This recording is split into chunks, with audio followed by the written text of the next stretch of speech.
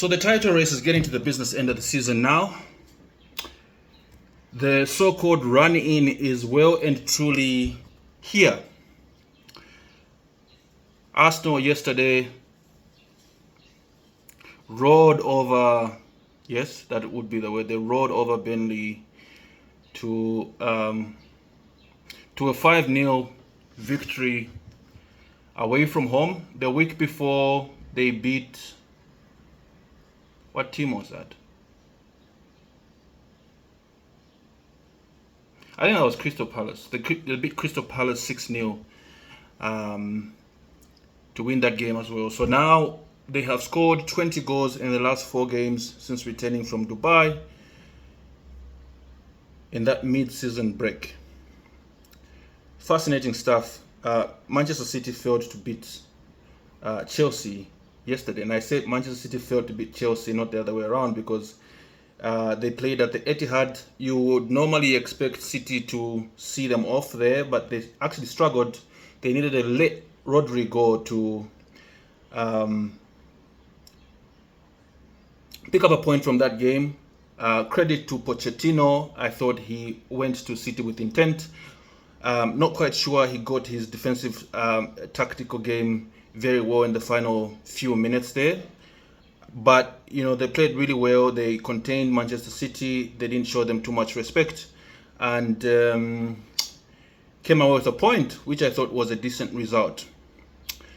So, Liverpool, by the way, also beat Brentford 4-1, I think. I didn't watch the game, but I think it was 4-1 to maintain their number 1 spot, you know, coming away from this round of fixtures.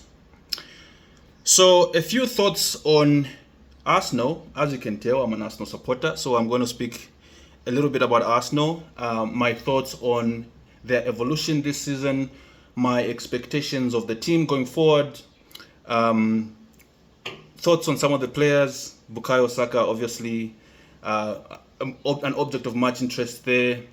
Martin Odegaard, Kai Havertz, as you'd call him. Yes, so a few of those guys, the evolution of the team as well, Mikel Arteta. And then, you know, we'll touch on the run-in and who I think will win the Premier League title. Okay, so let's dig right into it. What do I make of Arsenal this season? I think that they are a much more efficient side than they were last season. They are far less silky. I think we saw them play some of the best football they have played in over a decade last season. But they're also prone to schoolboy errors and collapses, you know. Might speak to the relative lack of experience in the squad. The average age in that Arsenal squad, by the way, is 23 or 24, if I recollect. So they're a fairly young side. They haven't much experience as far as, you know, mounting a sustained title challenge or even winning major trophies. They've won the FA Cup. They won it under Mikel Arteta at the first time of asking, but they haven't been in a until last season. They were not. They hadn't been in a title race.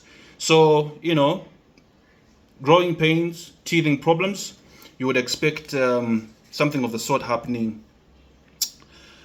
But I think that this season they have come of age. They haven't been as calamitous. That is the word. They haven't been as calamitous as they were last season. Particularly in the run-in. I think we've seen a steadier Arsenal side. Interestingly, they are now 5 points off where they were at the same juncture last season, and that I think is thanks in no small part to that run they strung together. I think they won 18, 16 or 15 games on the trot, you know, very early on last season. Hasn't quite been as smooth a ride this one, but I think they've been the steadier team. They've been a much steadier proposition than they were last season. We've seen them play a bit more in a bit more of an organized fashion. Of course, Arteta has also done his fair bit of learning as a manager. I thought he made quite a few mistakes last season, particularly with his rotations and choice of players at points. Tactically, I think he was okay. He got a lot of flack for his tactics. I had no complaints. I think tactically he was up there. I actually think that Mikel Arteta doesn't get the credit he deserves. I think he's one of the best managers in the game from a tactical perspective. I had no complaints there, but I did think he made quite a lot of mistakes with his rotation. He didn't quite give the key players the rest they needed. We saw Bukayo Saka nearly collapse towards the end of the season. His legs were shot completely out of it. Gabriel Jesus ran out of steam as well, and so on and so forth. So overall, I think that they're an improved outfit this season. I'm quite happy with the progress they've made. Which brings me to the individual performers. My biggest criticism of Mikel last season was how reliant he was on Bukayo. And it's funny that if this bears saying, because I think Bukayo is an overachiever. He was 21 years old last season. He was literally carrying a team on his back at 21 years of age. It's a lot of responsibility for a 21-year-old, you know. And I thought that he just didn't give him a break. You know, it's the first time the kid is involved in the title challenge, and he's playing in pretty much every competition. He was in the FA Cup, he was in the Premier League. I think Bukayo must have played more games, if I'm not mistaken, than any other Arsenal player last season at 21. You know, he's a forward also. That's a lot of running responsibility, you know, in addition to whatever else is required of him. So, you know, I thought that he mishandled the boy, and in the end, he bent out quite a bit. You know, towards the end of the season, he was completely out of it.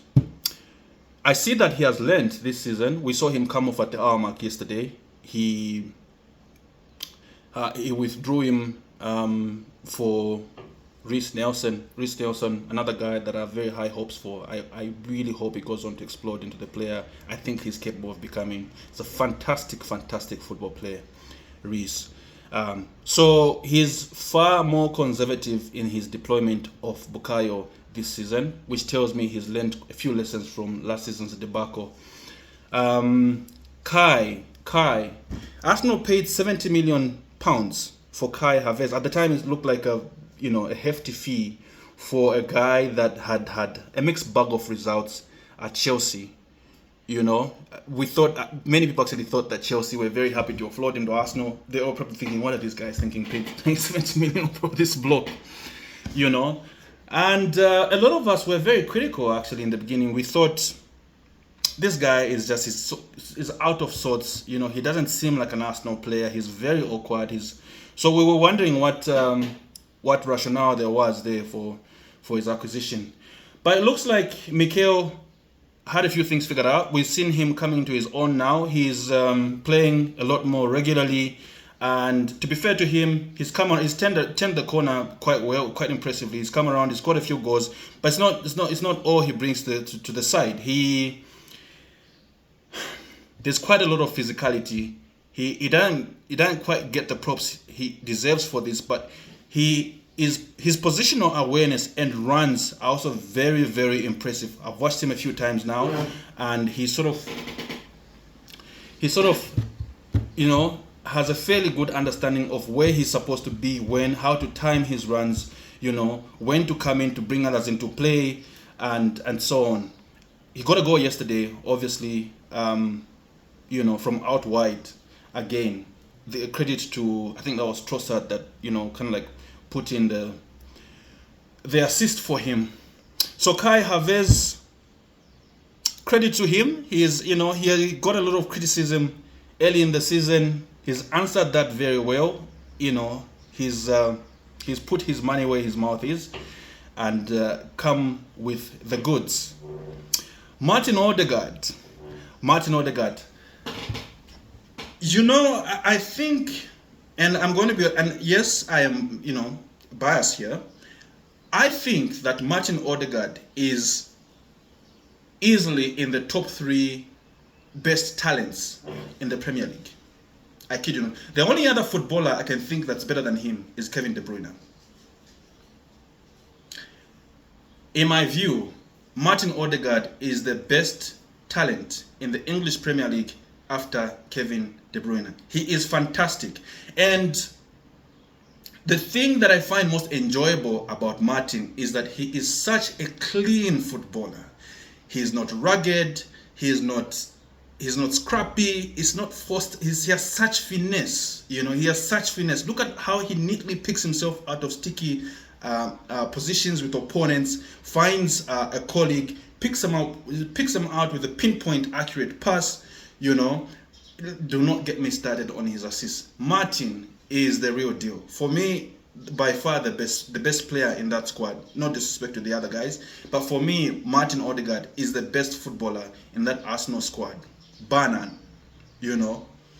And we've seen him grow as well this season. He was, of course, he was very impressive last season, but we've seen him also grow leaps and bounds this season. He's come in with a few goals, most of them from range, as he did again yesterday against Burnley. His assists are top notch. I think he's also grown as a leader on the pitch. He's been captain, and you've seen him come into his own also as a leader.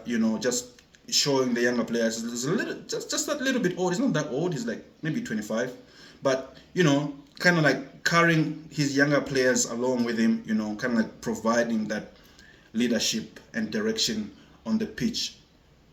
So Martin Odegaard, fantastic season he's been having. I hope that he continues to grow. I do hope that Arsenal can hold on to him for much longer. He's one of those talents you absolutely want to keep. Okay, the title race itself. What do I think about the title? Who do I think will end up lifting the Barclays Premier League trophy this season? To answer that question, I'm going to go into the running for the three challengers. Let's be honest, this is going to be a three title race. Last season it was a three title race. I beg your pardon. It's going to be a 3-horse race. Last season it was a 2-horse race. Arsenal, Manchester City for much of the distance. It's changed a little bit this season. Liverpool have come back into the fray, asking some very difficult questions. Jurgen Klopp announcing very suddenly that this is his last season at the club. He's going to be leaving in the summer, which came as a surprise to many. So there's going to be a bit of an emotional lift to Liverpool, I imagine, going into the final few games of the season. They will want to send off their manager on a high. I thought that Klopp has been, I think that Klopp has been a fantastic manager for Liverpool. Won them a league title, brought them close twice. I think he missed out by a point on the 2 other occasions.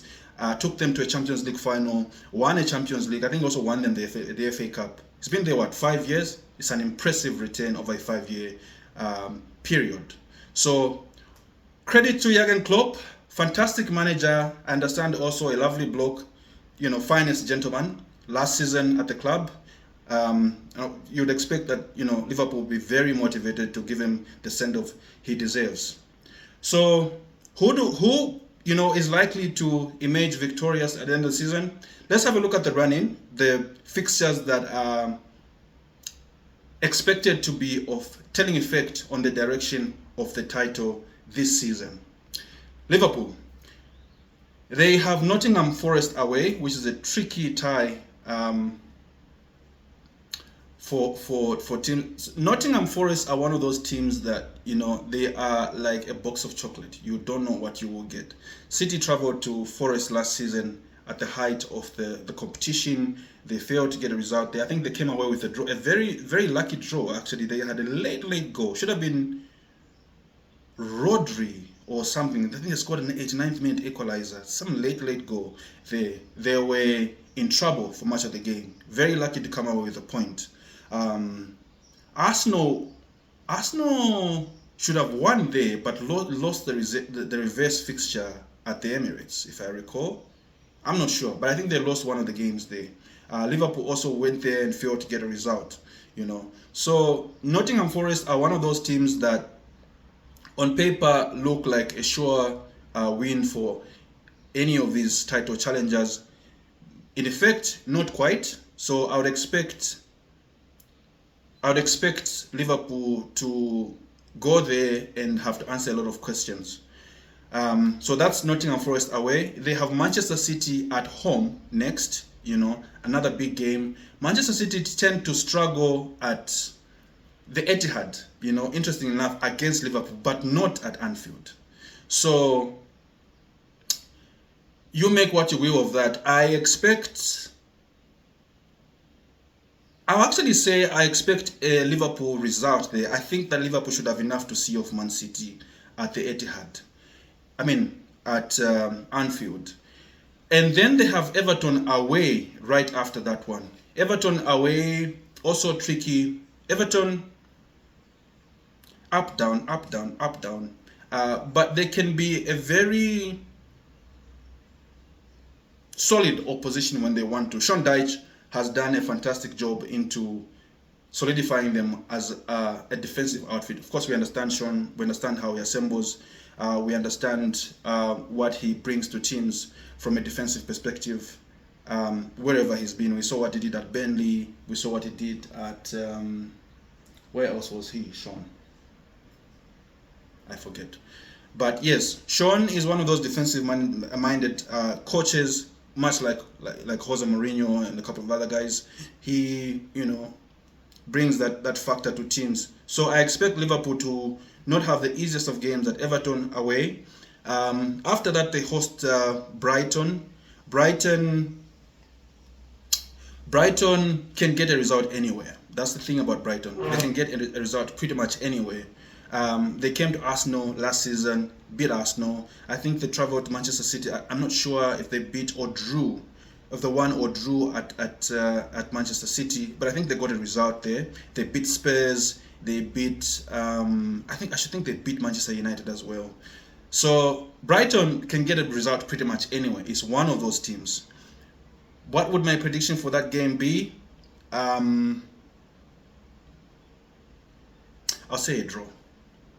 I'll say a draw at Brighton. At Anfield against Brighton for Liverpool. And then they have Manchester United away. Man United have been out of sorts the last couple of seasons. We thought, Ten Hag coming in, overhauling the team, showing Ronaldo the exit. Pretty bored of him, by the way, to show the exit to probably the best player of all time at this point. Incredible.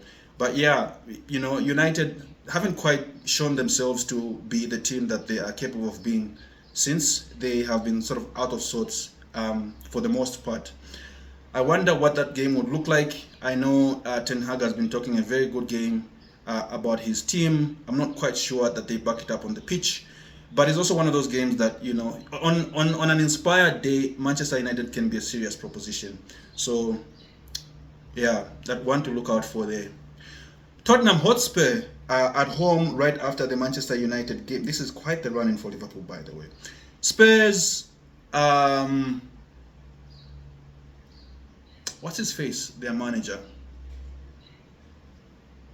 Ange. I forget how you pronounce his, pardon me, I forget how you pronounce his surname, but Ange is his first name. Ange, he went on a run in the beginning. He went on, I think it was a 10 or 12 game run in the beginning. And for a moment there, it looked like Spurs were back in the business. And then they just collapsed. I think they won yesterday, 2-1. I don't know. Spurs at home at Anfield, I'd expect Liverpool to win that one. And then they have Aston Villa away. That is going to be quite the game. Villa beat Arsenal this season. I think they beat Manchester City as well. They host Liverpool at Villa.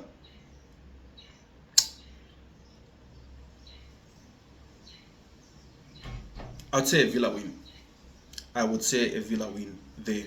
But this is only 7 of the 15 games left in the running. There's a few other fixtures that there's about 8 other fixtures that I would normally expect Liverpool to see off. These are the games I think will have a telling effect on the rest of their season.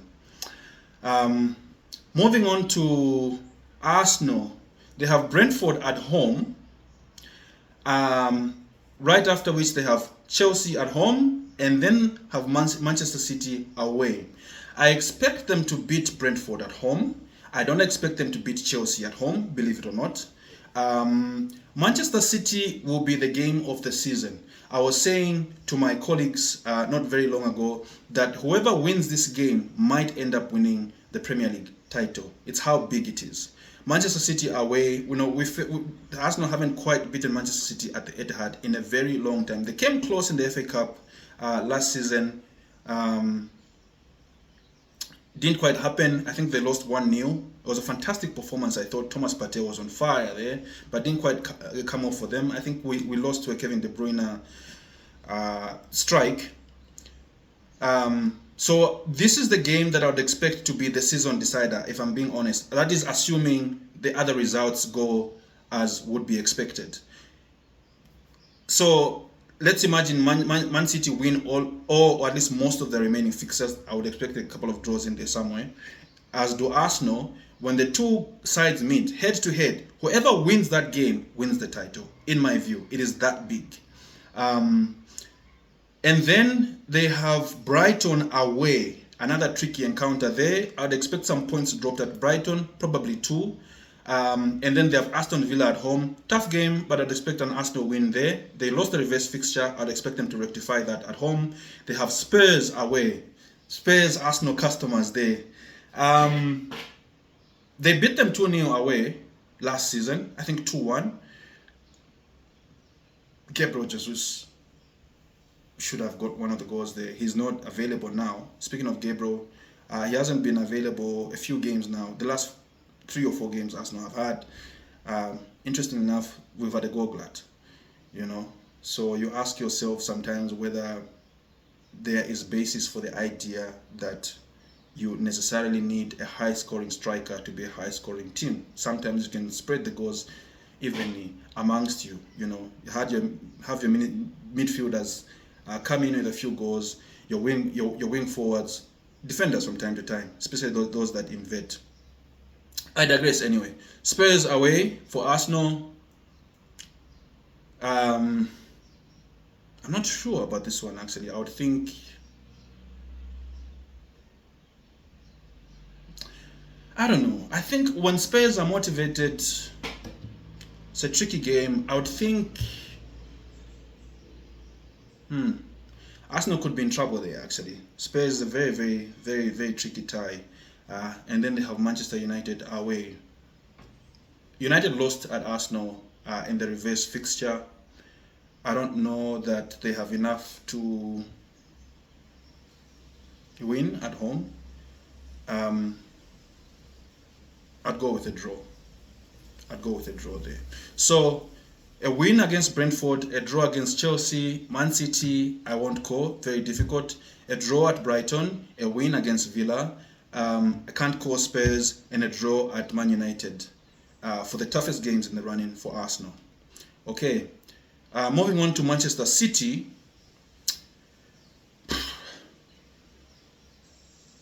Brentford at home, I'd expect City to win that one. Difficult, but I'd expect them to win. Manchester United at home, tricky one for them. Man United can be a difficult opposition against Man City.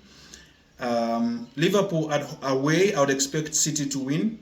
Brighton away, tricky game. They might actually lose that one. I would go with a Man City loss away at Brighton. Arsenal at home, I can't call. Difficult game to call. Aston Villa at home, tricky game. I'll go with a draw. Tottenham Hotspur away. Spurs beat City last season away.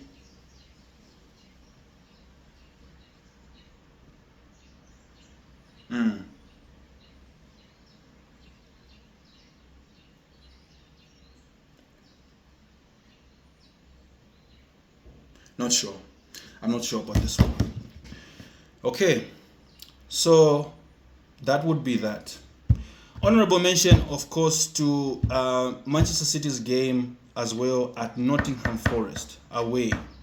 They struggled last season. Nottingham Forest, yeah, tricky opposition. I would not be surprised to see a very upsetting result for City there. Okay. So having said that, where do I think the Premier League title will end up this season? I think that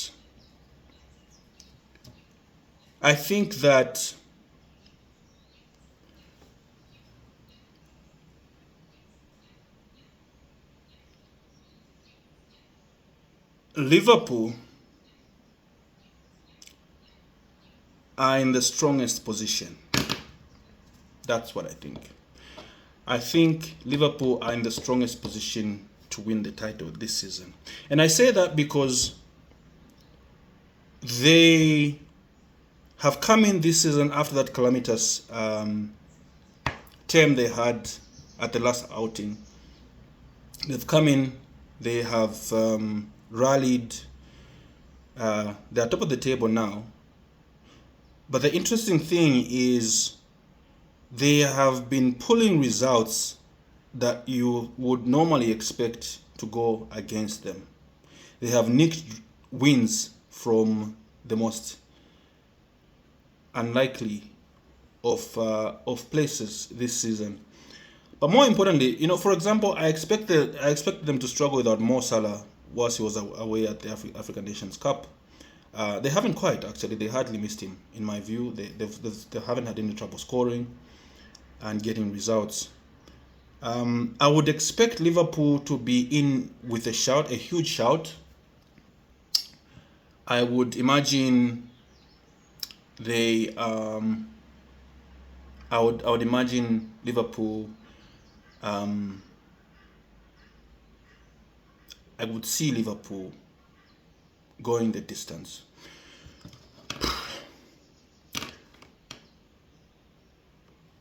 I know I said earlier that I think Man City, whoever wins the City Arsenal game, would win the title. I'll qualify that. Assuming Liverpool falter, that is. I don't expect it to happen, but assuming it does, then it goes down to Man City and Arsenal, and I think that whoever wins the City Arsenal game at the Etihad ultimately wins the title. But I think that Liverpool have shown enough this season to be favourites for the title, in my view. I know in many people's minds it's still Manchester City because they're Manchester City. They've got the key players back, and you'd normally expect them to put that run together at this stage of the season. I don't see it happening in the fashion they did last. I don't see them winning another 10 or 12 games on the trot. It's unlikely to happen for me. So I would say Liverpool will likely win the Premier League title this season. I'll be surprised if it doesn't happen. But I'd say Liverpool will likely be champions. Okay. So that ends my session on the Barclays Premier League season this term. Cheers.